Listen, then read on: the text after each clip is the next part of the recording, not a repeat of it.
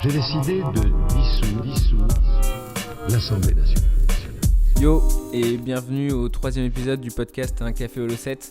Un café au Losset, c'est un podcast qui sort tous les samedis à 14h et on parle avec des potes stand-uppers de stand-up, du monde et du sujet de la semaine en priorité. Mes 2 premiers cafés, je les ai pris avec Adrien Arnoux et Nathan Bensoussan. Avec Adrien, on a parlé de Donald Trump. Avec Nathan, on a parlé d'Harry Potter. Merci pour vos retours, c'était cool. Voilà, toujours un plaisir de parler d'Harry Potter, encore une fois. Donc, ma nouvelle invitée, c'est Marina Rollman. Je suis hyper content qu'elle ait accepté mon invitation. Marina a fait du stand-up depuis un petit moment. C'est quelqu'un que je suivais déjà avant de faire du stand-up moi-même. C'est quelqu'un qui m'a toujours beaucoup fait rire et j'étais hyper content de pouvoir discuter avec elle pendant 1 heure. On a parlé de stand-up d'abord, ensuite on a parlé un peu de société, Donald Trump, Macron, toujours les mêmes sujets, mais bon, ça nous obsède un peu en ce moment. Et enfin, le sujet de la semaine, on a parlé de la vie en 2030. Parce que bon, à chaque fois qu'on parle du futur en ce moment, c'est toujours un petit peu apocalyptique, et on s'est dit qu'il y avait peut-être des choses positives à voir. J'espère que le podcast vous plaira, bonne écoute et bienvenue pour un café avec Marina Rollman. Salut Marina, ça va ? Oui, ça va bien et toi Louis ? Bah ça va, je suis très content que tu sois là pour le 3e épisode. Mais moi aussi. Du coup, moi le but c'est de parler un petit peu de stand-up au début. Je commence toujours un petit peu par cette question, ça fait combien de temps que tu fais du stand-up toi ? Ça fait 4 ans et demi. 4 ans et demi, Ouais. D'accord. Enfin avec un faux départ il y a genre 8 ans. C'est-à-dire, j'en ai fait une fois, ça s'est très mal passé et après j'ai rangé pendant 4 ans. 4 ans ? Ouais. Et Alors, 4 ans, t'as goûté au truc et tu t'es pas ensuite... Mais alors c'est-à-dire que j'y ai goûté mais c'était un peu un sandwich pourri. Enfin c'était vraiment pas très glorieux comme début. Et donc ça m'a fait tellement peur que je me suis dit plus jamais.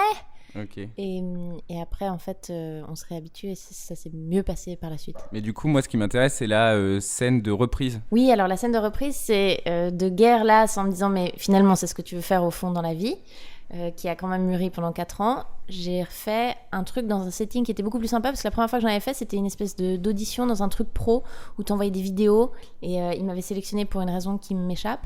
Et je me suis retrouvée dans un cinéma devant 4 professionnels à devoir faire un extrait supposément de mon spectacle parce qu'en fait il y avait que des pros qui participaient à ce truc. Puis moi c'était la première fois que je montais sur scène. Donc là c'était pas sympa. La deuxième fois que je l'ai fait, c'était dans un vrai bar, une vraie scène ouverte et là c'était un vrai public et donc là tout était plus facile et sympathique. D'accord. Est-ce que t'as réutilisé des idées que t'avais fait dans le premier set 4 ans plus tard ? Non, t'as tout en changé. revanche, les trucs que j'ai fait il y a 8 ans, je les ai remis sur scène là récemment il y a 1 mois et ça marche en fait. Si Ah tu oui ? le fais bien, oui. Ah d'accord, ok. Donc en fait, il suffit... Je le portais mal, c'est surtout Mais ça. c'est souvent ça en fait. Ouais. D'accord, du coup, c'était quoi ce thème ? Alors je parlais de plein de trucs, il y a des trucs que je réutiliserai jamais parce que c'était un peu neuneux, mais notamment je parlais des prénoms d'enfants de stars et de qui nomme ses enfants et de pourquoi est-ce que la fille de Bruce Willis s'appelle Scout Larue et j'en parle un peu là récemment et ça marche un peu mieux. C'est bizarre que ça n'avait pas marché dès le début, ouais, mais bon, après, ça dépend souvent de... Ok. Du coup, là, maintenant, c'est devenu un métier pour toi. Absolument. J'en vis depuis, en fait, 4 ans. C'est-à-dire que il y a 4 ans et demi, quand j'ai recommencé à faire une scène, très vite, ça m'a amené à avoir un contrat radio en Suisse, puis à écrire une web-série, puis les trucs se sont un peu enchaînés. Et donc, ça fait 4 ans que j'en vis pendant longtemps, pas vraiment de la scène, mais plus de l'écriture... radio, télé, d'autres choses. Et là, je suis en train de remettre la scène un peu sur le devant de la scène, haha. Et c'est chouette. À quel moment tu t'es dit, ok, mais en fait, c'est la scène. Enfin, parce qu'en fait, tu peux vite, dans le monde de la comédie aujourd'hui, te retrouver à faire beaucoup de choses autres que la scène. Oui, et du coup, puis en plus, quand tu débutes, c'est flatteur. C'est-à-dire qu'à chaque fois que tu as des contrats qui tombent, tu te dis, il faut accepter tout parce que voilà, je vais manger, quoi.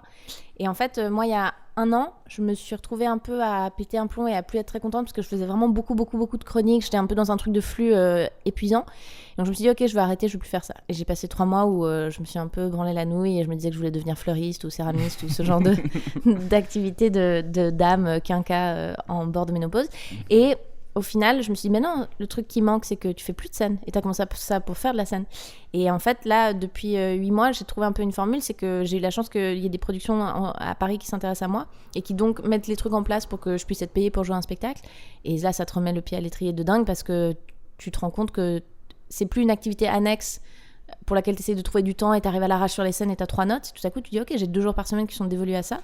Et c'est un cercle positif, c'est un cercle vertueux parce que tu fais des trucs mieux sur scène, donc tu y accordes plus de temps, ça va vers plus de qualité. Ok, parce que après ce truc de aussi avoir une vie un peu où tu te trouves toi-même tes plateaux, où tu fais un petit peu tous tes trucs et tout, ça te manque pas ça, genre ce côté épuisant. C'est épuisant, t'en avais marre? Non, moi c'est aussi parce que j'ai une vie très bourgeoise, tu vois, j'habite en Suisse, j'ai un gros loyer, j'ai des loisirs de vieille dame et du coup j'ai besoin que ce soit un peu structuré, tu vois, comme activité. Et le truc à l'arrache des plateaux, c'est cool, mais moi j'ai un peu une vie bourgeoise, j'aime bien le couple, le côté casanier, ce genre de trucs. Et donc c'était bien que quelqu'un me dise, regarde, tu as une structure, tu peux jouer là, tu seras payé, c'est c'est merveilleux. Donc t'es l'exemple de quelqu'un qui a trouvé un équilibre dans le monde du stand-up. Ça commence en tout cas, et puis je pense aussi que je suis pas une très très bonne cliente pour le format court plateau. Je suis pas dans l'efficacité absolue, et en fait je trouve qu'en 1 heure j'ai le temps de raconter des choses où je me sens un peu plus à l'aise que de devoir performer comme ça, tu vois, pendant 10 minutes, et de convaincre des gens en plus parfois dans des lieux à Paris où en tant que meuf tu te sens pas toujours hyper bienvenue, et là te dire ouais mais en fait je suis avec un auditoire bienveillant avec lesquels tu peux aborder des thèmes qui sont un peu compliqués à amener en plateau, c'est chouette quoi. Bah, ça va un peu sur le thème des plateaux, ça va un peu avec... je sais pas si tu l'as vu, j'ai vu hier le documentaire Def Comedy Jam, les 25 ans sur Netflix. Non, pas encore, ça a l'air qui est dingue, et en fait ça m'a fait penser à un truc, c'est que vraiment tu sens en fait que dans les années 80 quand ils ont lancé ça, il y avait vraiment une espèce d'urgence de faire du stand-up, il y avait vraiment un sens pour eux d'y aller, et il fallait qu'ils y aillent, et en fait chaque personne qui montait sur scène, il jouait quasiment sa vie, et il pouvait pas louper son passage, et les gens ils étaient fous dans la salle. Et est-ce qu'il n'y a pas un peu, aujourd'hui j'en ai parlé avec Rémi hier, est-ce qu'il n'y a pas un peu aujourd'hui un côté où en fait aujourd'hui on veut faire du stand-up parce qu'on aime le stand-up, mais il nous manque cette urgence, enfin dans les plateaux peut-être qu'il manque ce côté, cette urgence de faire un truc différent, d'être là, Ouais. Il y avait un truc très politique, en tout cas Def Jam et compagnie, mais ça va avec le hip-hop aussi. Je pense qu'il y avait un truc à porter politiquement qui était un peu urgent. Nous, le monde est peut-être un peu moins en flamme. Enfin, je sais pas. En fait. Ouais. Non, mais si tu veux, oui, Macron, ça me chiffonne, le néolibéralisme, c'est compliqué, mais je pense que j'en parlerai pas avec. Puis tu sais, moi en plus, je suis suisse, donc je pense qu'effectivement, le truc, l'urgence, tout brûle, il faut absolument que je parte d'une parole publique. Je l'ai un peu sur l'angle féminin. C'est-à-dire que ça, il y a des trucs qui me paraissent encore abominables, sur lesquels je me dis, il faut s'exprimer. Mais t'as raison, on n'est pas. Comment dire ? Ouais, le truc de l'urgence et de la nécessité sont peut-être moins là. Après, ça nous permet d'aller sur un terrain de l'exploration intime, la vulnérabilité, les névroses et trucs qui sont un truc hyper porteur aussi. C'est pour ça, c'est que par rapport à l'époque où il y avait un truc très politique comme je dis, peut-être qu'aujourd'hui en fait il faut juste qu'on sente entre guillemets ce qu'a besoin de la société actuelle d'entendre entre guillemets en stand-up, et peut-être qu'il y a aussi ce côté par exemple les gens qui savent plus trop ce qu'ils font de leur vie, le problème il y a plus en plus de robots et de moins en moins de métiers, il y a peut-être des trucs aussi à explorer et à être dans ce truc là. Alors c'est moins hip-hop, non mais ça va c'est pas un truc mais je trouve que Louis C.K. il a vraiment eu un truc de penseur de l'époque, de penseur de l'intime, du sens, de qu'est-ce que c'est la famille, la structure amoureuse dans un truc postmoderne. Enfin, effectivement, mais on est moins dans des grands sujets enflammés, on est peut-être plus dans le loisir de se poser des questions un peu plus intimes. Et ok, ouais. C'est drôle parce que c'est dans Funny People où il y a Adam Sandler qui dit à Seth Rogen nous on est de la génération, nos parents nous tapaient avec un bâton, vous êtes de la génération mince, nos parents ont divorcé, du coup vous pouvez pas être aussi drôle que nous quoi. On a vécu moins de choses et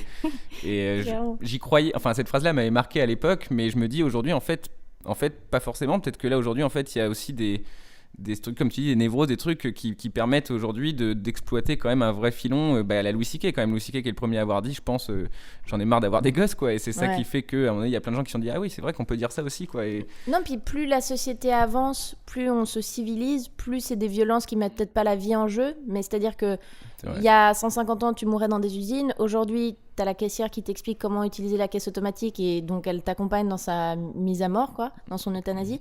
C'est hyper violent symboliquement. On parle pas de gens qui vont mourir dans la vraie vie, mais il y a des vrais trucs à soulever effectivement là-dedans. C'est des violences un peu plus subtiles, j'ai l'impression. Mais est-ce que c'est pas une chance pour nous, entre guillemets, qui avons eu une enfance peut-être un peu plus facile que certains, et du coup qu'à l'époque, Jerry Seinfeld qui commence comme ça en disant est-ce que j'aurais été plus drôle si j'étais né dans le Bronx, évidemment. Mais c'est pas le cas, et du coup j'ai dû être drôle en faisant ce que j'avais, et peut-être qu'avec une société qui s'harmonise un petit peu, en fait les gens qui n'ont pas eu peut-être qu'ils ont plus l'opportunité aujourd'hui d'être sur le devant de l'affiche parce qu'on tire moins sur les ficelles de c'était dur avant, vous connaissez pas, j'ai eu des fêlures, etc. quoi, genre, Je me dis qu'il y a peut-être une carte à jouer aussi sur le fait de dire si tu traites des choses moins urgentes, peut-être qu'il va falloir qu'on essaye de raffiner la forme. Par exemple, la manière dont Louis C.K. exploite l'audiovisuel pour faire de la comédie, séries, films, etc. La valeur ajoutée, c'est qu'on n'est pas dans un truc politique hyper violent, mais en revanche, c'est un mec qui a des ambitions de film d'auteur hyper chouettes. Et je me dis, par exemple, nous, on a peut-être une carte à jouer sur le fait de dire, faisons de la comédie, du coup, qui prend le temps d'être bien réalisée, d'être bien éclairée. Je sais pas si t'as vu Le Redoutable, là, de Hazanavicius. Pas encore. Ça m'a vraiment relevé, où je me suis dit, putain, en fait, c'est possible de faire de la comédie en France, mais avec de la belle musique, des beaux cadres, de la belle photo. Tu vois ce que je veux dire ? Ouais, très bien. Et je pense qu'il y a un truc à défricher en France clairement là-dessus. C'est pas encore un art très noble, j'ai l'impression. Ouais, ça, enfin, qu'on le perçoit pas comme tel. Oui, ouais, je comprends. Ok, et du coup, juste pour finir un peu sur la partie stand-up, toi, du coup, tu fais 1 heure ? Moi, je fais ouais, j'ai mon heure, ouais. C'est un truc, ça nous faisait marrer quand on est arrivé avec mes potes de Suisse à Paris. T'as ton heure? Ouais, t'as ton heure. C'est produit. Donc j'ai mon heure. Premier invité était Adrien Arnoux, donc. Je suis produite, t'as ton heure. Ah putain, le sujet de l'heure a été différent. La constipation infinie d'Adrien Arnoux. Il y a un vrai livre à écrire. Je trouve que c'est un héros. Il y a un truc de héros romantique autour de l'itinéraire d'Adrien Arnoux. C'est le mec qui nous dépasse tous, mais qui non, c'est trop comme maudit. Tout ça il est a peut-être trouvé complexe. son bonheur au Canada, remarque, mais. Il s'en va? Il se casse? Ouais, il fait 2 mois pour voir ce qui se passe et je pense qu'il reviendra jamais. Mais ça, c'est ma théorie. Je sais pas, je souhaite qu'il revienne. Hein. Mais Moi, il je préfère fumera des clopes dans le froid. Il va avoir trop froid. Je pense qu'il va revenir à cause du froid. Mais du coup, ton heure, t'es. Ouais, J'ai mon heure, je la joue, c'est où? Super. C'est quand? C'est à la petite loge les mercredis et vendredis. Et ça, c'est jusqu'à décembre. On rôde un peu. Et puis ensuite, en janvier, normalement, j'aurai une heure que j'aime bien. Et donc, j'irai la faire dans un théâtre un peu plus grand avec un peu plus de promotion. Et ça, la jouer 2 fois par semaine, c'est un luxe. Je sens que ça avance de dingue, quoi. Parce que moi, justement, je faisais un peu des plateaux à l'arrache, je me préparais à moitié. Là, maintenant, j'ai mon squelette. Et ça te fait sauter de niveau. Juste de l'aisance sur scène aussi, quoi. Ouais. Mais c'est pareil pour les gens qui font le truc qui est un peu plus compliqué logistiquement, qui est de faire 4 plateaux par soir. Enfin, t'as eu des périodes, toi, comme ça, où 4 plateaux par soir, 8 soirs par semaine. Mais c'est éreintant. Mais c'est ça qui fait qu'au bout de 3 mois, t'es là, ah ouais, je flotte, je fais ce que je veux. Moi, c'est ça qui m'avait fasciné les premières fois où j'avais vu Boone en plateau. Enfin, les premières fois où je l'avais revu il y a genre 4 ans. Chinois marrant. C'était un équilibré. Enfin, il en avait plus rien à foutre. Parce qu'il a tellement rodé le truc que c'est terminé, il fait ce qu'il veut. Ouais. Et du coup, la dernière question, parce que ça m'intéresse vraiment, c'est que j'ai jamais fait 1 heure et que être 1 heure sur scène, c'est quoi en fait? Ça fait quoi d'être 1 heure sur scène? Alors moi, je me rends compte qu'il y a des moments où il faudrait se préparer mieux physiquement. Il y a des soirs où t'es claqué. Il faut, ouais. Et en fait, au bout de 40 minutes, tu te rends compte que tu sues comme une truie et que tu perds tes mots et qu'il faudrait boire. Et vraiment, en fait, ça, je suis en train de réaliser qu'il va falloir que je gère mieux l'exercice performatif, même plus une question de texte, mais de dire tout à coup, putain, j'articule moins bien au bout de 45 minutes, les vannes que je devrais... les moments de jeu que j'ai qui sont vers la fin, je dois mettre 1000 fois plus d'énergie. Donc ça, c'est un vrai exercice en soi. Après, moi, je te dis, ce que je trouve hyper chouette, c'est le fait que tu les as et que s'il y a 2 minutes un peu plus faibles, tu racontes des choses, mais c'est moins drôle, c'est chouette, quoi. Ils sont là avec toi. Ça, c'est vraiment hyper agréable. Et ouais, moi je crois que je me sens mieux là-dedans parce que j'ai moins l'impression qu'il y a l'exercice du plateau où tu dois prouver un truc. J'ai l'impression que le plateau, tu dois les séduire toutes les 2 phrases. Alors, un des trucs faciles quand t'es une meuf, c'est de dire un peu genre bite, sodomie, tous les trucs comme ça, tu gardes l'attention. Mais je trouve que sur 1 heure, t'es pas obligé de le faire, là, c'est cool. Ok, c'est intéressant. D'accord, ok, bah écoute, moi j'ai déjà vu ton heure au début, je vais aller la revoir parce que je pense que ça a évolué. J'espère que ça bouge un peu, ouais. Ça a bougé, j'en suis sûr. Mais en tout cas, ok, bah c'est cool. Mais d'un soir à l'autre, putain, c'est horrible, c'est vraiment incroyable. Ouais, ça dépend d'un soir à l'autre. Bah, surtout qu'on est 25 si tu veux dans ma salle, donc il y a vraiment des soirs où genre on est tous ensemble, on rigole bien, il y a des soirs où personne n'est là. Ouais, mais bon, c'est un bon exercice. Ouais, c'est bien.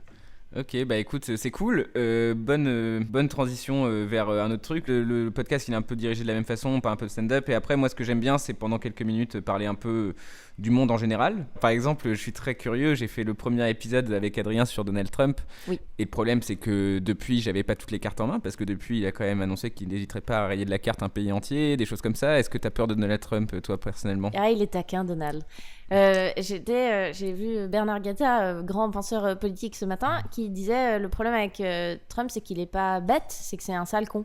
Et je pense que c'est vraiment ça, c'est un peu au cœur du truc. Et on va revenir à Louis C.K. parce que manifestement, j'arrive pas à faire une phrase sans le citer, mais il avait utilisé sa newsletter il y a quelques mois pour dire c'est dangereux, enfin avant l'élection, pour dire c'est dangereux de voter pour ce gars parce que clairement, une des grandes motivations, c'est un problème d'ego. C'est que vraiment, il remplit une névrose, enfin il y a un truc. Et ça, c'est palpable. Et ça, moi, ça me fout les champs parce qu'en fait, du coup, tout est bon à prendre tant qu'il y a un moment donné où ça va le fluffer un peu dans le bon sens.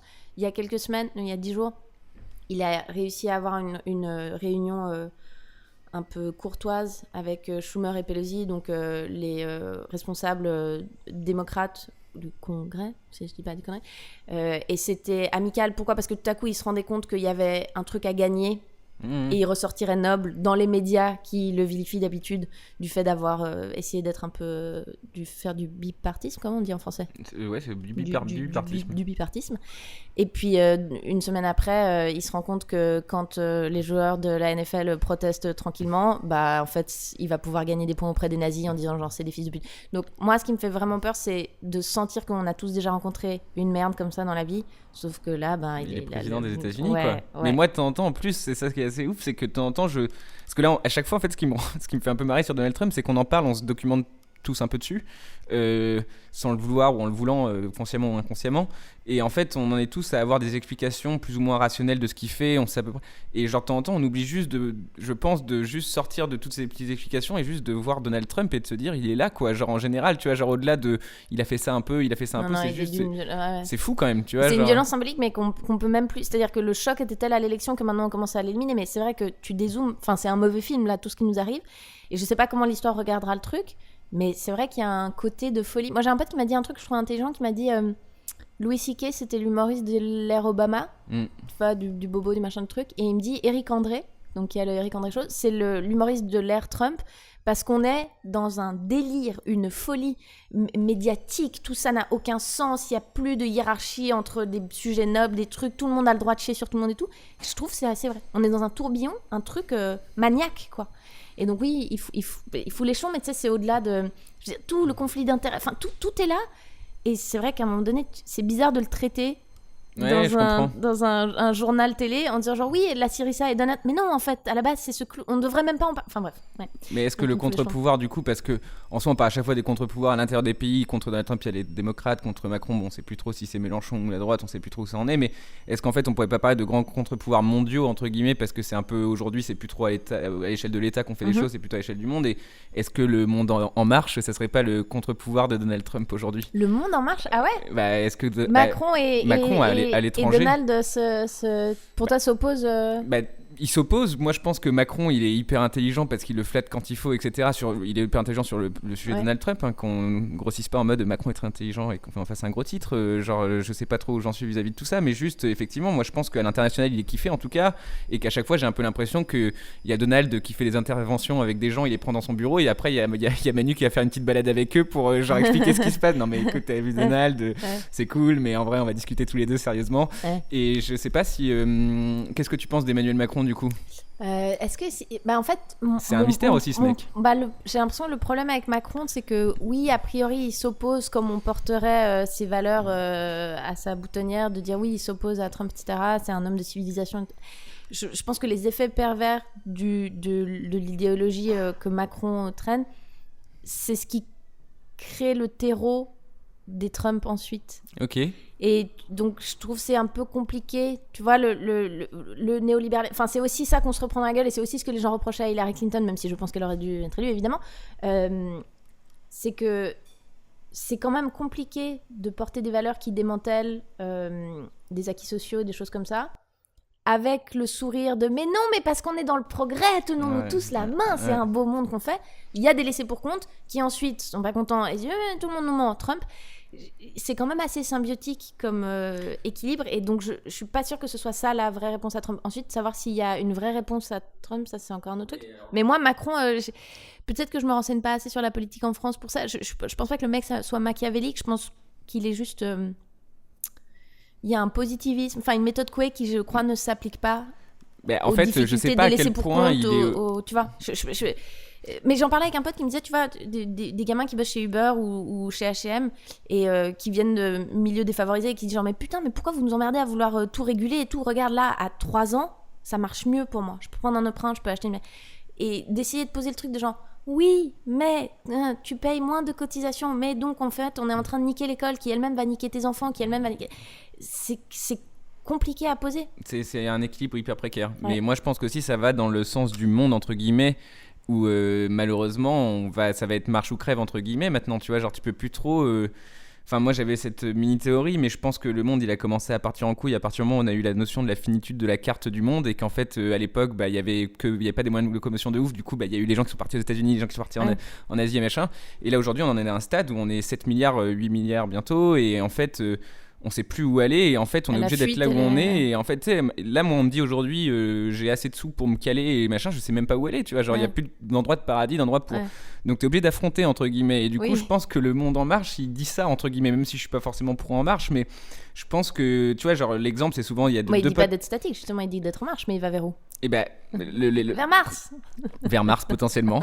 Ça c'est Elon Musk qui nous répondra peut-être bientôt, mais non, il y a 2 potes qui reviennent de San Francisco différents avec qui j'ai discuté, et les 2 m'ont donné la même analyse, c'est que ils y allaient dans un état d'esprit d'apprendre pour le monde de l'entreprise, etc. Ils disent c'est un monde incroyable, San Francisco, parce qu'il y a des gens qui pitchent des idées à 1 million d'euros par jour, tous les jours, ils sont tous là, et en fait après ils rentrent dans leurs 40 mètres carrés à $3,000 par mois, et ils croisent des gens qui prennent du crack en fait, et en fait j'ai juste l'impression qu'il y a une distance qui est en train d'être créée entre les gens qui continuent à suivre la route et qui peuvent potentiellement lâcher, et puis les gens qui ont lâché, et en fait il n'y a plus d'entre-deux en fait. Le truc des écarts de richesse, c'est compliqué. En même temps, j'arrive pas à apporter une idéologie révolutionnaire. Oui, oui. Tu vois, le truc... moi, j'ai des copains qui sont dans des mouvances comme ça. Ils sont vraiment pour genre, il faut tout mettre à plat. Je suis trop bourgeoise pour ça, donc je suis un peu pris entre le marteau et l'enclume. La chance que j'ai, c'est que je suis bourgeoise et je suis blanche et je risque de pas trop mal m'en sortir. Mais c'est vrai que le côté écart de richesse qui ne fait que se creuser, alors qu'on nous avait vendu, on va vers de la démocratie, donc plus de rapprochement, mais les outils, les nouvelles technologies qui font que tu as accès à voir la richesse de plus en plus, c'est hyper compliqué à négocier. On a tous Instagram, donc tu vois des yachts toute la journée. Je ne sais pas où ça va aller. Mais je me lamente un peu qu'effectivement, on ne trouve pas... Que plutôt que de dire, venez, entreprenez, voilà, continuez la course en avant, on ne dise pas genre, non. Déjà, tous l'école bien, et puis de l'argent dans les hôpitaux, et puis peut-être un peu moins de profit. Mais c'est un truc, c'est une éthique à changer sur le plan personnel, tellement vaste et compliqué. Je ne sais pas à quel moment on va réussir à... Parce que même moi, probablement, si un jour je gagne un peu d'argent, je rechignerais. Oh non, mais les impôts, je peux pas optimiser un petit peu le truc. C'est vrai. Ça dépend comment. En fait, ok, on va directement aller au sujet de la semaine en fait parce que non, pas pardon. Justement, c'est que c'est une trop bonne transition. J'avais peut-être encore un sujet à parler, mais je préfère directement aller au sujet de la semaine parce que du coup, sujet de la semaine, tu sais pas de quoi on va parler, mais on va parler pendant un petit peu une demi-heure. Non, en fait, moi, je voulais un sujet assez ouvert parce que ça va très bien dans la suite de ce qu'on dit. C'est que moi, ce que je voulais faire, c'était parler du monde en 2030 ensemble. Mais pas alors dans tous les axes possibles, c'est-à-dire où est-ce que tu te vois toi potentiellement en 2030, bien mais sûr. On peut parler aussi de politique, on peut aussi parler de technologie, on peut parler du fait de vieillir, du stand-up, on pourra parler de bouffe, on pourra parler de ce qu'on veut, mais genre j'aimerais bien, parce qu'en fait j'ai l'impression qu'à chaque fois qu'on parle du futur, on imagine un futur apocalyptique. Aujourd'hui il y a quand même très peu de gens qui disent putain j'ai hâte que ce soit 2030, tu vois. Ça fait très longtemps que j'ai pas entendu cette phrase, tu vois, vivement 2030, on va bien s'éclater. Et je me dis, est-ce que c'est la question entre guillemets du jour, ça sera est-ce que c'est possible d'imaginer un futur positif en 2030 ?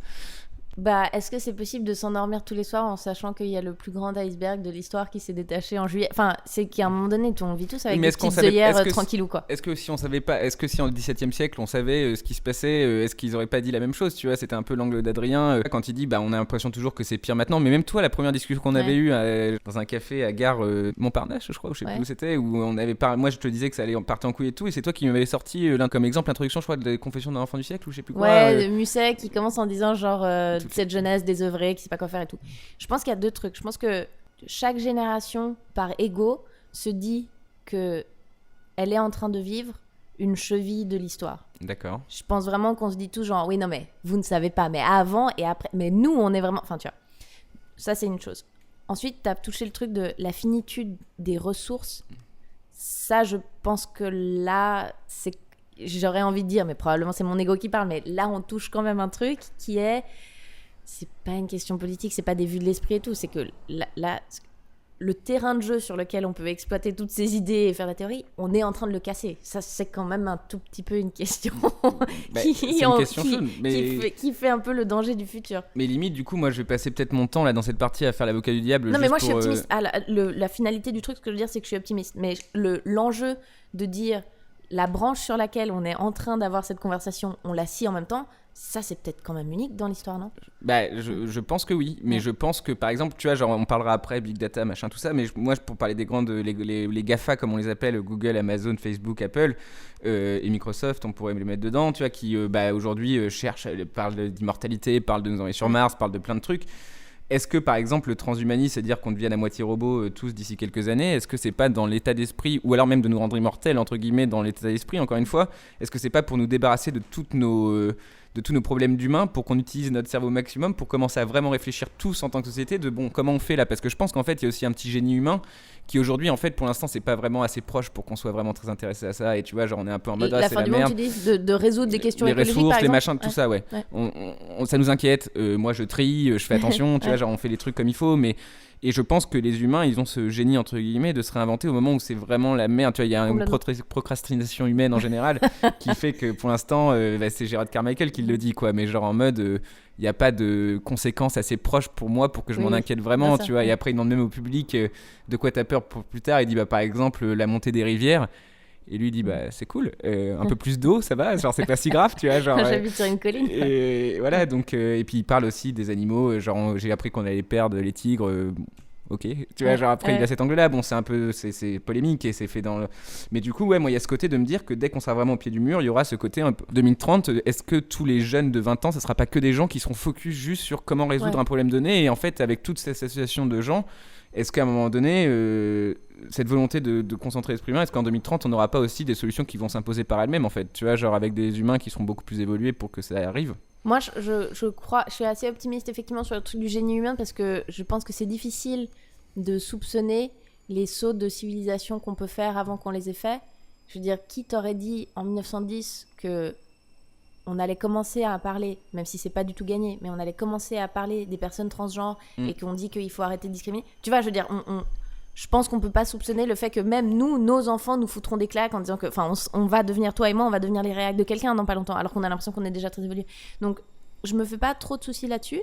Après, dans la vraie projection, je pense que si on a des limitations physiques réelles, de genre des pandémies un peu incurables et des genre catastrophes naturelles à répétition, bah on aura quand même une humanité là aussi qu'on peut pas vraiment anticiper dans la complexité de juste sa logistique de vie, quoi. La logistique de vie. Fout un peu mais les qui jetons. pourra peut-être être résolue. Moi, je suis assez fasciné à chaque fois par cette idée, le nouveau Internet, entre guillemets, la nouvelle... Parce qu'en fait, moi, je suis assez fasciné par les idées qu'on pouvait pas imaginer avant que ces idées arrivent, en fait. Tu vois, genre la voiture... La disruption.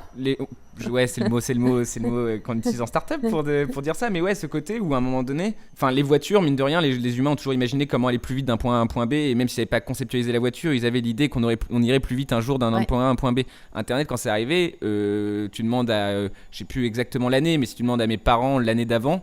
où ça sort, ils ont même pas comme idée de ce que ça peut être. Sûr, du coup, moi, je suis assez fasciné par ouais, voilà. Ouais. Et moi, je suis assez fasciné par cette idée que peut-être que plus tard, il y a un truc où même toi, enfin là, on l'a pas en tête, et de te dire, ok, en fait, c'était ça la solution, en fait, c'est cool. Et a priori, malgré le côté disparité des richesses, la distribution de l'éducation permettra probablement à plus de cerveaux dingues d'avoir ce genre de moment où on se dira, toi et moi, genre, oh putain, mais comment elle y a pensé, c'est complètement fou. Ouais, j'arrive à rester optimiste. Moi, ce qui me fait rigoler, c'est de dire qu'il y a aussi plein de moments d'optimisme sur des sujets dont a posteriori on se rend compte qu'ils étaient malins, quoi. J'ai vraiment le sentiment en ce moment avec Internet et les smartphones et la manière dont on a d'utiliser ça comme prolongement de nous-mêmes un peu addictif. Et j'ai pas inventé d'ailleurs cette analogie, mais qu'on se retrouve dans une situation industrie du sucre, industrie du tabac, où il y a des lobbies assez puissants derrière, il y a des grosses boîtes qui génèrent beaucoup d'argent, il y a un discours autour hyper progressiste, super dans le positif et tout. Et je suis pas sûre qu'on ait le recul pour mesurer qu'en fait on nous dira dans 40 ans genre, ah non, mais plus que 20 minutes par jour, c'est pas bien en fait. Ouais. Et ça, sur le plan, au même titre que la fumée, les mecs ils perdaient leurs dents et toussaient du sang et je disais, mais non, pas du tout, les camels, c'est pas le problème, enfin mon médecin en fume. Je pense que genre les téléphones, les trucs comme ça, ce que ça génère cognitivement, le fait qu'on en foute chez les enfants, le fait qu'il y ait des lobbies aujourd'hui qui veulent foutre des tablettes dans les écoles publiques partout, alors que les gamins des mecs de la Silicon Valley vont dans des écoles déconnectées, tu te dis c'est peut-être qu'on fait, c'est difficile en fait. Et donc moi je suis pas la réalité virtuelle et tout, en fait je comprends pas bien pourquoi pourquoi ça excite autant les gens, parce que je trouve que si on est honnête avec nous-mêmes, on a déjà des comportements de rapport à ça, au smartphone, etc., qui sont des rapports à l'addiction. C'est-à-dire, c'est quand la dernière fois que genre, t'es sorti d'internet en disant putain, je suis plus intelligent, je suis calme, je suis reposé, je suis serein. C'est sûr. Mais après, et pourtant, on y retourne. Et on y retourne à un rythme où on se dit je devrais pas. Et on est déjà, tu vois, dans un rapport un peu culpabilisant bizarre. Et ça me paraît très bizarre que malgré tout, on se dise non, mais il en faut plus, ça va être génial, putain. Je suis pas sûre. Mais le thème de l'addiction, je pense que c'est pas que enfin, je pense qu'on est juste une génération d'addicts de tout en fait. Ah ouais mais je connais plus une personne aujourd'hui, mais que de même 50 ans, même 20 ans, qui n'ont pas leur addiction. C'est-à-dire que même que ce soit le sport, que ce soit la clope, que ce soit l'alcool, que ce soit aller au cinéma tout le temps. Enfin, il y a des comportements d'addicts aujourd'hui, c'est-à-dire... qui sont nouveaux pour toi, tu dis c'est des béquilles qu'on n'avait pas il y a 150 ans ? Bah, je trouve qu'aujourd'hui, il faut trouver son truc qui te tient le cerveau et tu vois, genre... Oui, mais parce qu'on a du temps libre aussi. Moi, c'est des trucs que j'essaie d'écrire sur scène en ce moment où je me dis le mec qui a le plus de pression au monde aujourd'hui, c'est le mec qui développe les nouveaux programmes pour Netflix parce qu'on est des milliards. Putain, il faut m'occuper du temps de cerveau. Et en plus, on va vers genre les bagnoles qui se conduisent toutes seules, les trucs. Donc, on nous donne de plus en plus de temps libre qui nous plonge dans des espèces d'abîmes de remise en question existentielle. Et c'est vrai que ce truc à occuper, ouais, je trouve très juste effectivement qu'il faut un peu des béquilles. C'est quoi Netflix dans 20 ans? Netflix, c'est un catalogue illimité. Netflix, c'est dans tes yeux et en fait, t'es avec ta meuf, mais tu regardes, tout le monde regarde des trucs différents, mais en même temps connecté. En fait, moi, ce que je pense qui va être marrant, c'est de plus en plus pouvoir créer des communautés autour de ça. C'est-à-dire savoir ce que regardent tes potes, comment est-ce qu'on peut créer du contenu pour vous, mais j'ai l'impression que là, Netflix, ils sont dans une logique d'emballement. J'ai pas l'impression qu'ils seraient obligés de développer des programmes à ce rythme exponentiel. Et j'ai l'impression qu'ils vont se fatiguer. Ouais, je comprends. Je trouve que déjà, le truc Kali est vachement retombé. Les productions Netflix, c'était un putain d'événement à chaque fois. Et là, on commence à se dire, genre, cette série, elle va faire une saison, tu vois. Beaucoup de films avec Adam Sandler aussi. Voilà. C'est grand deal qu'il a signé. Il est malin, Adam. Ouais. Et Netflix, dans 20 ans, je sais pas si... Mais en fait, moi, je sais pas si on va pas tous être dans un truc... moi, je regarde... Tu sais, comme on achetait la télé et tout. Je pense que c'est pas exclu que dans 20 ans, on se dise tous... Ah ouais, moi, je regarde... Moi, j'ai vu un film il y a un mois, ouais, tu vois. Ouais, je comprends. C'est un truc un peu comme ça de... Moi, je suis toute fière parce que j'ai quitté Facebook. Dire que tu lis des bouquins, des trucs comme ça. Ouais. Là, j'ai vraiment l'impression que c'est encore un peu un truc d'élite. Mais en fait, à nouveau, c'est comme le sucre et la clope. Ces trucs, c'était cool au début. L'élite commence, puis ça retombe chez les pauvres et l'élite arrête. Et maintenant, l'élite mange plus sainement que les pauvres et moins de sucre. Et l'élite fume moins que... Et alors que les cigarettes, ça a été un temps un produit de consommation un peu exceptionnel, tu vois. Et je pense que pareil, le côté, le contenu, le flux et tout, je crois qu'on est en train de se rendre compte que tu peux absorber. On aura beau évoluer, je suis pas sûre que nos cerveaux soient illimités, eux. Bah oui, mais ça, c'est le problème de l'intelligence artificielle, ça. Tu crois qu'on va se dire genre, le patron de Google, je peux lire 8 trucs et en même temps voir 8 films et en même temps je faire sais une pas journée si de travail l'intelligence normal. artificielle va travailler pour nous et nous permettre de faire ça, mais une chose est sûre, c'est que le patron de Google dit que l'intelligence artificielle dépassera l'intelligence humaine entre 2030 et 2040, quoi. Attends, merde. Ah, donc 2030. Putain, mais on j'ai est 42 là, ans. Ouais, on est là. C'est-à-dire qu'ils sont... Mais donc c'est le moment où ils s'organisent et ils disent ça suffit. Ça c'est le problème. J'ai eu un truc assez drôle, genre il y a les 3 lois de la robotique entre guillemets, c'est un robot n'a pas le droit de faire du mal consciemment à un humain, un robot n'a pas le droit d'être passif s'il se rend compte ça veut dire quoi consciemment? Il a pas le droit de buter un humain. Alors justement, c'est ça le problème justement. Okay. Et il y a le problème de un robot, et toutes les règles sont un peu cheloues, tu vois. Par exemple, un robot n'a pas le droit d'être passif s'il voit un humain en danger et qu'il s'en rend compte. Mais toutes ces règles là, c'est des règles un peu théoriques, tu vois, genre effectivement. Après moi, j'ai pas peur de la révolution des machines, etc. J'en parle un peu sur scène et je vais plus vers le côté où j'ai peur de ça, mais en vrai, je pense qu'on va peut-être maîtriser finalement, tu vois, enfin, il suffit de débrancher à un moment donné, tu vois, genre, faut arrêter aussi... Mais après, il s'alimente seul. Oui, on a peur de ça. Mais moi, je pense que Et puis après, il y a un autre truc, dans 30 ans, dans 20 ans, c'est un truc aussi dont je voulais parler un petit peu, mais c'est que j'ai lu un truc, on sera 8,5 milliards d'humains, dont 5,5 milliards de citadins. Et du coup, plus personne dans les campagnes. Et je sais que, enfin moi, ça me tient très à cœur l'idée de la campagne, d'être vert et d'être tranquille. Oui. Du coup, est-ce qu'en fait, l'Eldorado en 2030, quand on aura une cinquantaine d'années, ça serait pas ça va être un truc de ça ouf, serait pas juste d'être calé on aura des villages entiers déserts pour nous. Ouais, mais j'allais dire, tu vois, s'ils sont tous citadins, elles vont s'étendre ces putains de villes. Oui. Mais t'inquiète pas, le Berry, il faut que ça descende loin. On a énormément de marge pour que... Tu sais, moi j'ai mes racines là-bas, j'ai genre une grand-mère berrichonne, je vais y retourner. Beaucoup de marge. Les villes ne sont pas proches. Sylvain Tesson, il a écrit un livre qui s'appelle Sur les chemins noirs, où en fait il essaye de traverser la France de genre Nice à la Bretagne, en passant, je sais plus quelle cartographie il utilise, mais en passant sur ce qu'ils appellent les chemins noirs, c'est-à-dire des trucs qui sont à moitié pas pavés et tout. Et en fait, il s'oppose là-dedans à ces plans de genre il faut qu'on mette la DSL partout et compagnie. Et il dit donc moi je vais taper les zones qui sont appelées par l'État l'hyper-ruralité. Ok. Et donc déjà, il découvre des trucs géniaux. Déjà, il découvre des villages abandonnés qui sont dans lesquels on réinjecte de la vie, mais à travers genre des riches retraités hollandais. Donc tout à coup, il découvre genre des villages où il reste plus que genre la vieille Simone, qui elle-même est entretenue par genre 12 Hollandais hyper joviaux et sympathiques qui ont fait leur argent en étant architectes à Amsterdam. Et donc oui, ça devient un peu ces espèces de petites fausses, enfin communautés un peu artificielles dans lesquelles on réinjecte du sens. Et c'est sûr qu'en fait, on va aussi réinjecter du sens là-dedans dans les activités qui sont liées à ça.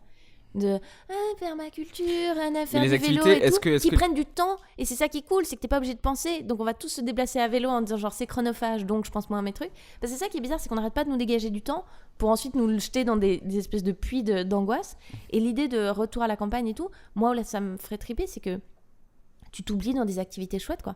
tu t'oublies à arroser tes plantes et à couper du bois et à faire des trucs qui prennent du temps mais qui sont sympas. Mais t'es hyper sage moi, je pense que j'ai un peu ça, mais de se dire que tu pourras vivre ça, mais après, est-ce que notre génération et la génération qui arrive, ils auront ce côté d'être content de faire de la permaculture sur le temps long. Enfin, moi, c'est un truc de bobo, mais moi, en tout cas, autour de moi... Même moi... pas sans parler de bobo, parce que ça va évoluer, c'est pas qu'un côté bobo, ça va évoluer, effectivement, ça sera une voie qui sera pas forcément bobo, mais moi, il y a ce côté de me dire...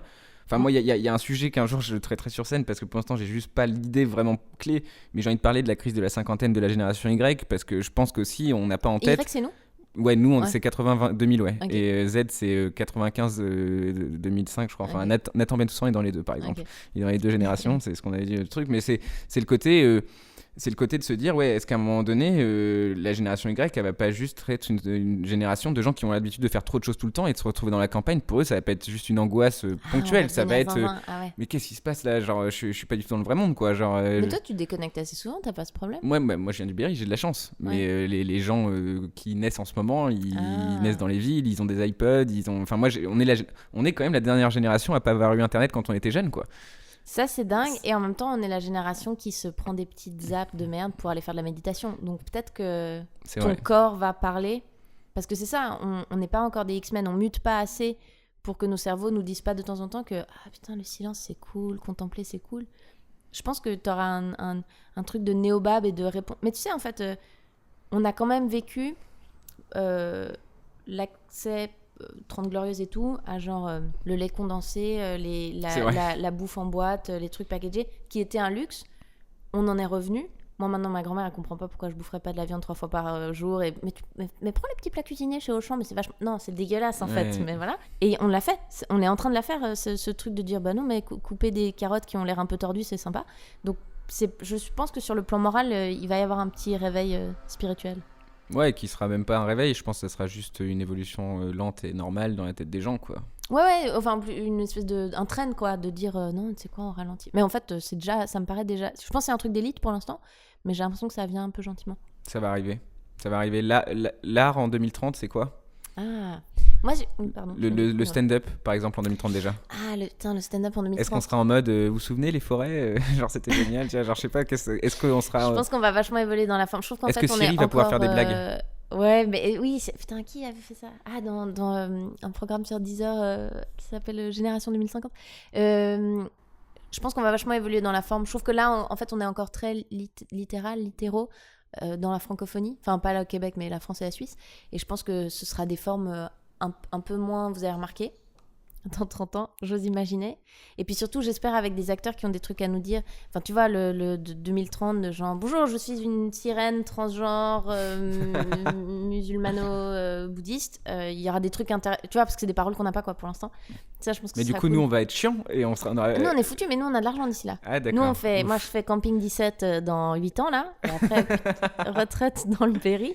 Okay. Mais à part ça, c'est intéressant de poser la question sur l'art contemporain aussi. Vu que, par exemple. Est-ce qu'il va y avoir un renouveau... Enfin, c'est-à-dire qu'on est encore dans le conceptuel, un peu, et dans d'autres nuances, mais est-ce que il va y avoir un retour du craft ? Il y a déjà un peu ça, en fait. C'est quoi le craft ? Dans le sens de dire, on est passé d'un art qui était un art de la technique, de maîtriser, d'un artisanat, en fait, de maîtriser des techniques pour rendre des choses, à le passage à l'art moderne puis art contemporain, à l'art conceptuel. De dire c'est des idées qui portent les œuvres et au final la réalité physique de l'œuvre est secondaire par rapport à ce qu'on veut dire derrière. Est-ce qu'on va revenir à un truc, en fait, la technique et de faire des toits ? Et il y a un renouveau dans la peinture, par exemple, figurative aujourd'hui, d'artistes très jeunes qui font des trucs qui reviennent à l'idée de, en fait, des belles couleurs et puis une lumière et trucs. C'est chouette. C'est hyper intéressant, l'art conceptuel, mais il y a la réalité physique des objets, c'est un truc intéressant aussi. Et ouais, moi, je sais pas. Toi, t'es où en 2030 ? Moi, en 2030, je suis certainement dans le Berry. Non, peut-être plus aussi dans le sud, je sais pas, ça dépend, dans un endroit calme, je pense, avec quand même 3-4 jours par semaine dans les endroits où je peux jouer. Après, mais tout le monde dit qu'il veut quitter Paris. Comment ça va être que des citadins en 2030 ? Il y aura juste pas les stand-uppers, mais tous les autres seront là. Okay. Non, en gros, moi après, avec, écoute, comme on pourra en 2030 aller à New York en 20 minutes. Bien sûr, oui. Ça c'est super. Moi ça serait bien, moi je ferais New York 2 jours. Berry un jour, Sud un jour et Paris 2 jours. Ouais, ça va être ça à peu près mon rythme. Hyper bien. À peu près, ouais. Non, ça va être cool. Avec des Airbnb, je sais pas comment ça va être Airbnb, mais je dormirai chez des gens. Genre me connaître. Non, ça ira, je pense. Moi, je veux jouer. En fait, je veux juste faire du stand-up jusqu'au bout. En fait, après, on verra ce qu'il y a à se faire à côté. Mais La famille, moi, je suis hyper curieuse de voir comment ça va bouger ça. ça, ça va être un sujet de la semaine, un de ces jours. Mais on peut parler de la famille parce que Non, ça, mais dans le sens, ouais, en 2030, c'est un vrai truc. Comment va évoluer la famille? Qui sont ces gens, monsieur, madame, qui font des enfants ensemble, qui continuent à habiter ensemble? Ça, c'est un truc de ouf. Hein. Et on va trouver ça hyper, je pense, au bout d'un moment, que c'est des modèles hyper écrasants. Donc se dire putain, mais en fait t'es un gamin, tu lui mets la pression de ouf si tu lui laisses que les deux parents qui doivent faire fonctionner un couple et en même temps l'éduquer, et en fait ça veut dire que t'as un set de valeurs hyper fixe, et le truc un peu peut-être on élève des enfants en communauté, ou alors c'est ok de refaire sa vie 15 000 fois et on a plein de familles, ça va être un peu rigolo, je pense. Les 2 derniers livres d'historiens que j'ai lus, L'aveuglement de Ferro et Où en sommes-nous de Todd que j'ai pas fini, les 2 historiens c'est des mecs assez pointus. Et à chaque fois, leur base de réflexion pour imaginer un peu machin, ils parlent à chaque fois de la famille en fait. Le thème de la famille revient assez souvent et on en parle pas assez. Bouge. Mais oui, parce qu'en plus, papa, maman qui élève le petit dans l'amour, en fait, c'est très récent. Pendant oui, longtemps, t'as eu les nourrices, autre chose, des adoptés, des mais bâtards, des gens des au-delà des trucs récents qui se passent, c'est que Freud, il a quand même fait un truc assez général. C'est qu'en fait, même quoi qu'il arrive, quelle que soit la structure familiale, il y aura un marquage dans la petite enfance qui fait qu'on pourra expliquer un petit peu quand même pourquoi l'enfant évolue comme ça. Et du coup, effectivement, la question, c'est est-ce que les conservateurs, c'est pas le mal nécessaire pour éviter d'aller trop vite dans un changement radical qu'on maîtriserait pas? Est-ce qu'en fait, il faut pas laisser le libre cours à exactement tout ce qu'on veut, parce qu'effectivement, c'est peut-être ça la réalité aussi. Effectivement, moi, il y a des questions que je me suis posées récemment que je me serais jamais posées il y a 3 ans. Tu vois, la question de est-ce que j'aurai un enfant, déjà, ça c'est une question que je me posais pas avant. Et si j'en ai un, est-ce que j'en aurais peut-être pas un tout seul un de ces jours? Tu vois, genre, enfin, tu vois, tu poses des questions effectivement que tu te posais pas avant, et remodeler la structure familiale, c'est vrai que ça va être un vrai sujet, quoi, qui va se faire, je pense, plus naturellement pour le coup.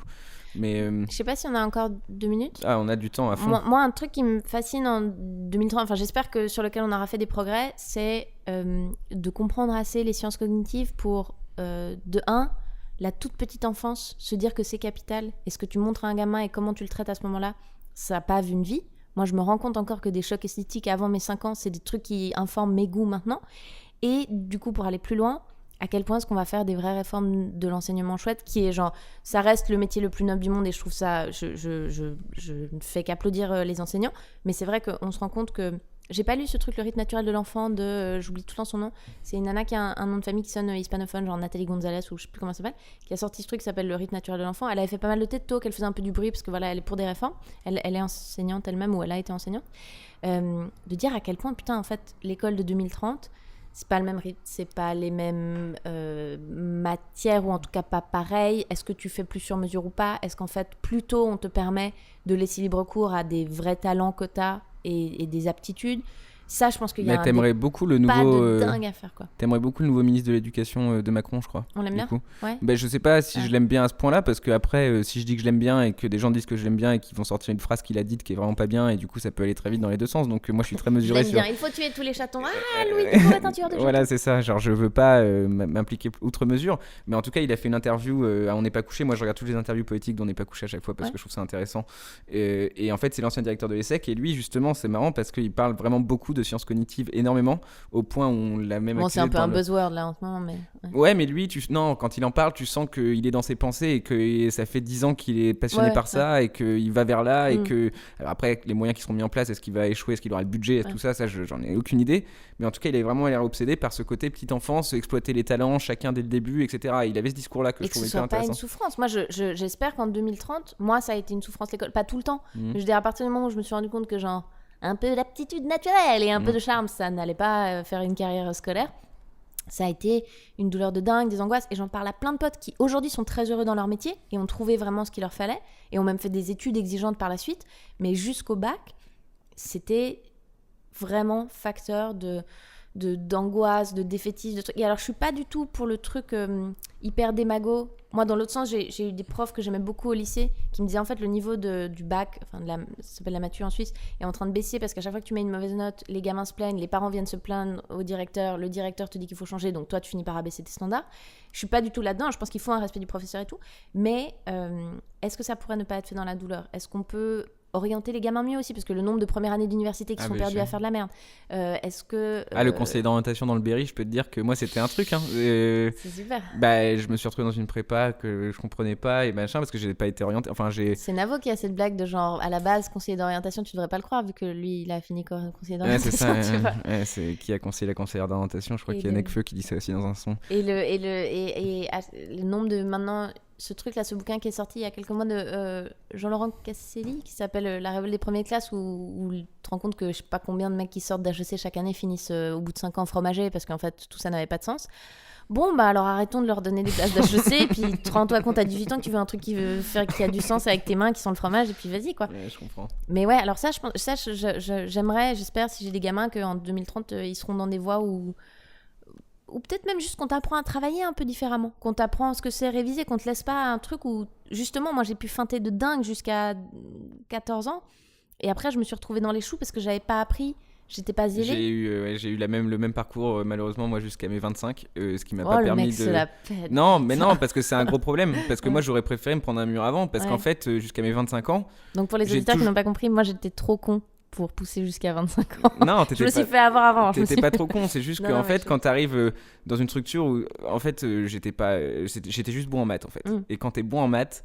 Malheureusement, bah, en fait, on te dit bah ok, c'est cool la classe supérieure, puis après bah c'est bon, tu vas faire une prépa, et puis comme t'es bon en maths, bah c'est bon, t'as une école. Et en fait, juste parce que je suis bon en maths depuis que j'ai 11 ans, je me suis retrouvé dans un parcours de 14 ans où en fait, à la fin, je me suis rendu compte que j'avais juste été un peu malin, mais j'avais jamais rien approfondi dans ma vie en fait. Je comprenais ce qu'on me demandait un peu et je savais comment donner de révision pour pouvoir avoir la note qui m'a dit qu'il fallait que j'ai pour avoir l'école que je voulais avoir. Et du coup, bah, en réfléchissant comme ça, en fait, j'ai jamais vraiment. Enfin, il y a que depuis que je fais du stand-up que j'ai compris le côté où. Ok, c'est cool d'avoir un projet, c'est cool d'apprendre, c'est cool de faire des trucs. Et c'est ça qu'il faudrait apprendre plutôt. C'est vraiment le côté. Moi, j'ai jamais bien révisé dans ma vie, en fait. J'ai toujours révisé en me disant qu'est-ce que le prof voudrait que je sache pour avoir une bonne note à ce contrôle-là. C'est pour ça que le thème d'enlever les notes, moi, là-bas, j'étais contre ou pour. J'en ai un peu rien à foutre. Mais le fait qu'il y ait des notes, effectivement, il y a le côté. Bah, ça te pousse à être malin et pas à apprendre en fait. Moi j'ai jamais vraiment compris comment on apprenait, mais ça peut-être que c'est un truc en 2030 qu'ils auront compris avec... Ouais, de savoir que techniquement t'organiser dans la vie ça passe par... Ouais, voilà comment tu engranges du savoir, voilà comment tu organises ton savoir, mais ça ira aussi à... voilà comment... Ça t'aide aussi sur des trucs très concrets de genre bah voilà comment tu payes tes impôts et voilà comment tu ranges ta chambre. Enfin tu vois, il y a un truc, je trouve qu'on nous lâche un peu là-dedans et j'imagine, j'espère. Mais là aussi, c'est peut-être des discours, on dirait une nana en 1920 qui disait « La phrénologie nous sauvera tous ». Peut-être que ce truc des sciences cognitives, c'est un peu le buzzword du moment, mais je pense que ça pourrait nous aider un peu. Sûrement. Moi, j'ai un thème qui me tenait beaucoup à cœur aussi, qui me tenait très à cœur de discuter avec toi. La mode en 2030. Voilà, la mode. Non, en vrai, parce qu'après, ça sera peut-être un des derniers thèmes avant de conclure, mais moi, une question que j'avais, c'était, je trouve qu'il y a un thème qui est très peu utilisé, que c'est dans la campagne présidentielle, par exemple, ça n'a pas du tout été utilisé, on entend très peu parler, mais il y a le thème de vieillir, en fait, qui va être un vrai truc. Vieillir en général, tu vois, je sais que c'est un thème dont on parle pas beaucoup, mais les gens vont vivre de plus en plus vieux, et puis en fait ils ont de plus en plus de temps à partir de, même si c'est 65 ans la retraite, je sais pas quand ça sera à ce moment-là, mais il y a eu le temps derrière, se réinventer la vie quand t'es vieux, et puis tu vois, trouver un juste milieu entre la maison de retraite dépressive et Groland, quoi. Genre, il y a bien un truc à faire, tu vois. Il y a la croisière de s'amuse, moi, c'est ça mon vrai projet. Faire des croisières. Je trouve que c'est dur aujourd'hui de vieillir. On n'explique plus aux vieux. Enfin, je sais que. Mais moi, tu vois, genre, par exemple, je vois mes grands-parents, mes parents vieillir. Et je vois que effectivement c'est plus aussi naturel. Moi j'ai vu mes grands-parents, alors peut-être que j'étais plus jeune, mais j'ai vu mes grands-parents passer de 60 ans on va dire à 80. J'avais l'impression que c'était un peu c'est comme ça qu'on vieillit et puis c'est machin. Et aujourd'hui j'ai l'impression que même mes grands-parents à 80 et quelques années se posent des questions qui se seraient jamais posées, tu vois, genre qu'est-ce qui se passe, le sens, le machin, enfin je sais pas, tu vois, et genre ils sont religieux tes grands-parents ou pas du tout? Alors mais ouais, ils sont cathos mais un peu croyants, un peu quelque chose ou... Ouais, croyants, ma grand-mère sûre, mon grand-père je sais pas vraiment où il en est, mes deux autres grands-parents étaient athées, s'en foutaient complètement. Je sais même pas s'ils se définissaient en tant qu'athées, je crois qu'ils s'en foutaient. Mais oui, mes grands-parents qui sont encore là, ils sont cathos. Mais parce que ça, on nous lance aussi dans un truc qui est très La religion, difficile. c'est pratique quand tu vieillis. Bah ouais, moi, j'ai été élevée sans rien. Et j'en ai pas, quoi. Et là aussi, je pense que la crise morale... Enfin, j'en parle un peu sur scène, mais d'aller faire du crossfit plutôt que de fumer des clopes plutôt que de trucs, ça reste quand même un peu des béquilles qu'on a pris ces 150 dernières années en tâtonnant un peu, parce que tout à coup on nous a dit genre alors si jamais il n'y a pas de vie après la mort, donc tu fais comme tu veux mais il faut trouver du sens maintenant, et c'est un peu méga flippant. Et je pense qu'effectivement la question de la vieillesse, de s'approcher de la mort, de la déliquescence du corps et tout, de se dire que tout ça faut le prendre avec sérénité tout en n'ayant pas le sucre de dire genre mais t'inquiète après party, non il n'y a pas. Je sais pas si on va pas revenir on va faire un petit retour en arrière spirituel avec des quartz et des cactus plutôt que Jésus, tu vois, mais le truc de la vieillesse, il y a un mec qui a fait une tribune, un médecin américain qui a fait une tribune l'année dernière, je crois, je pourrais pas te dire son nom, mais qui en gros lui a dit moi à partir de 75 ans je prends des traitements qui facilitent ma vie, mon quotidien, mais je prends plus des traitements qui prolongent ma vie. Et il a dit, en fait, on devrait tous faire ça. Et moi, mon père, il a un truc sur le jour où j'arrive plus à courir pour attraper le bus, j'arrête, quoi. Ok. Et effectivement, Il y a peut-être un entre-deux. Non, mais de dire la course... Non, il est très très fit, mais de dire la course impérative à genre 112 ans, mais pourquoi faire ? C'est Louis C.K. qui dit, on te rajoute des années à la fin, c'est pas que t'as des nouvelles années entre 30 et 35 ans, genre, il n'y a pas des nouveaux trucs. Et donc, ça, de dire maintenir la longévité à tout prix, pourquoi ?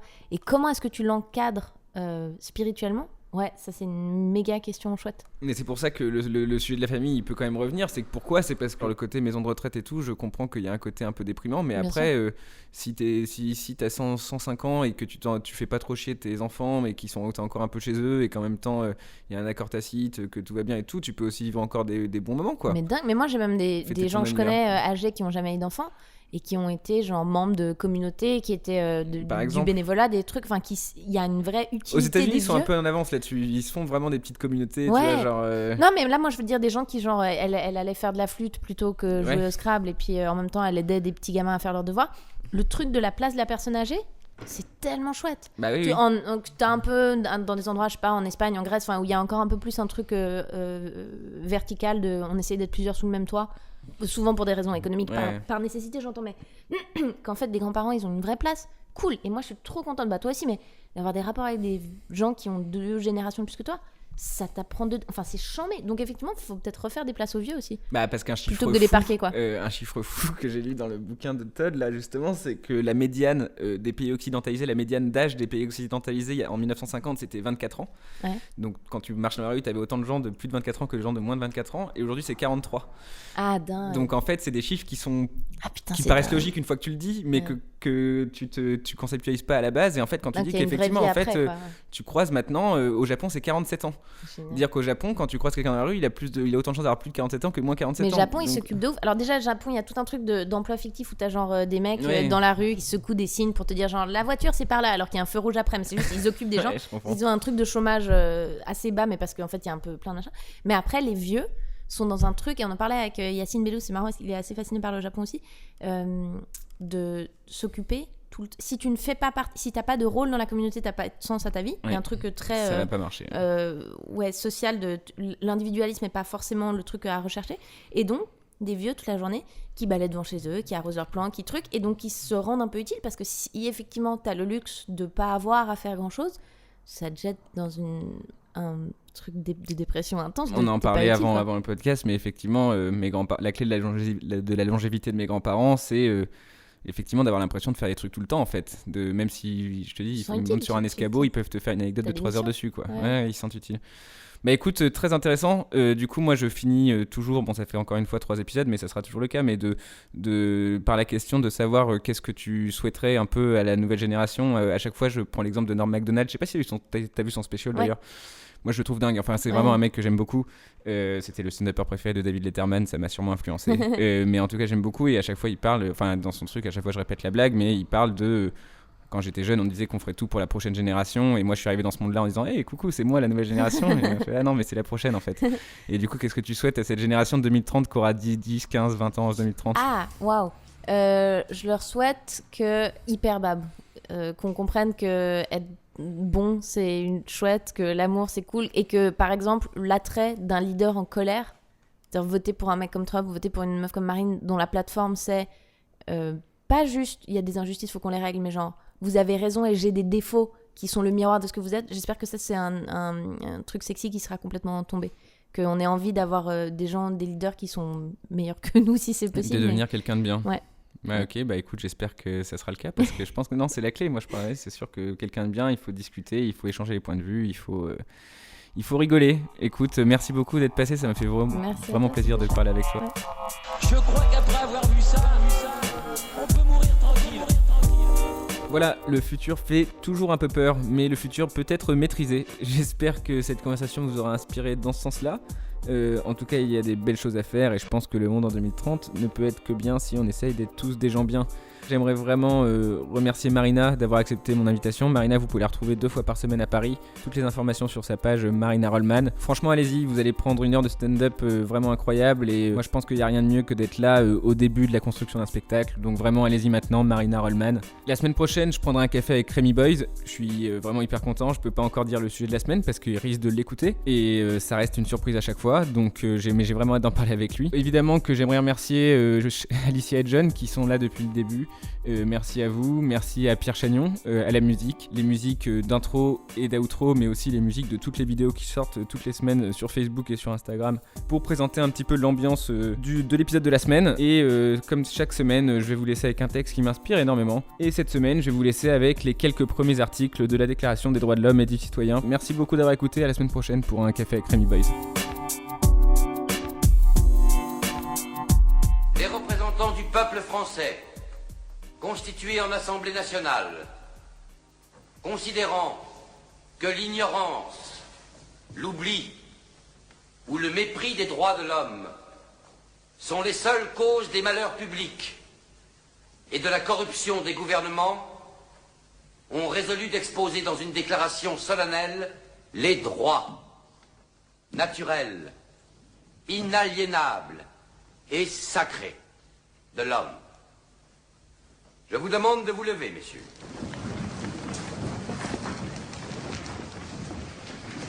Article 1er. Les hommes naissent et demeurent libres et égaux en droit. Les distinctions sociales ne peuvent être fondées que sur l'utilité commune. Ces droits sont la liberté, la propriété, la sûreté et la résistance à l'oppression. Le principe de toute souveraineté réside essentiellement dans la nation. La loi n'a le droit de défendre que les activités nuisibles à la société. Tout ce qui n'est pas défendu par la loi ne peut être empêché. La loi est l'expression de la volonté générale. Tous les citoyens étant égaux à ses yeux, sont également admissibles à toute dignité, place et emploi public. Nul homme ne peut être accusé, arrêté, ni détenu que dans les cas déterminés par la loi. Tout homme est présumé innocent jusqu'à ce qu'il ait été déclaré coupable. Nul ne doit être inquiété pour ses opinions, même religieuses. La libre communication des pensées et des opinions est un des droits les plus précieux de l'homme. Tout citoyen peut donc parler, écrire, imprimer librement, sauf à répondre de l'abus de cette liberté dans les cas déterminés par la loi. La garantie des droits de l'homme et du citoyen nécessite une force publique. Cette force est donc constituée pour l'avantage de tous. La propriété étant un droit inviolable et sacré, nul ne peut en être privé, si ce n'est lorsque la nécessité publique, légalement constatée, l'exige évidemment.